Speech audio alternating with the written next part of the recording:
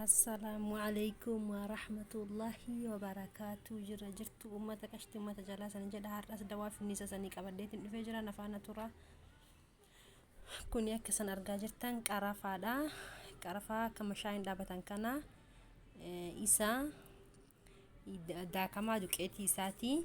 ماشينة غرتي دايتني كسي دكتي ساتن الرجل جتني دكتي ساتي كن كم تناك أموتني يو بشان دنيتشاتي شوفا دنيتشاتي دنيتشا فايتني أكسي بشان إسا جلاباستني اتناك اتنقول التاني كوني دايما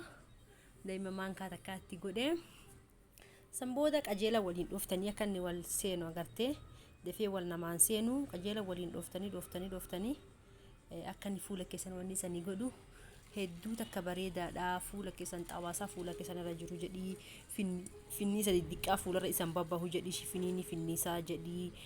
ammoo keessattuu jechaadha gurraachina fuula keenyarra bahe ka finniisi irraa bade xabaasan irra tafteefaa waan san qajeela balleessaa isaniin jedha akkana dibadha ammaan kana kuno akkuma san argaa jirtan bishaanii maaliif jennaan bishaan dinnichaa waan qabuuf hin qal'ata haa ta'uutii namni fuula kiyya duraan beeytaniin jirtanii fuuli kiyya hedduu takka finniisa qaba ture duraanii garuu ammaan kana alhamdulillahi galata rabbii osoo waan kaanitti dibu irraa balleesse fuulli agartee abbaa malee abbeeraan qabu fuula keessan itti yaada isiniin jedha gamanumaan fuula keessan jala dhaabadha sa'aatii agartee riftii keessan firii taayimii jirtanitti fuula keessan maccakki godhaa dibadhaa waa ammaan kana dibattanii daqiiqaa 5 booda dhiqattanii bakka fuulli keessan salaam alaykum nagaha taree bareedaadha dibadhaa isiniin jedha ummata kiyya qashtii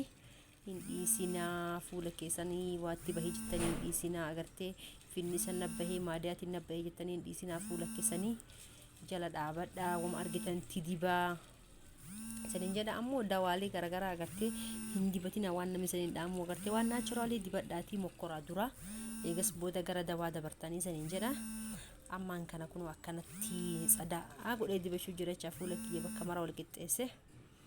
finniisni ammoo waan nama aarsuu hedduu takka nama aarsaa namarraan baduu an amma yoo gadi qaatti gara amata torban irra taa'e amma alhamdulillah narraa bade like share subscribe gochuu hin dagatinaa ishee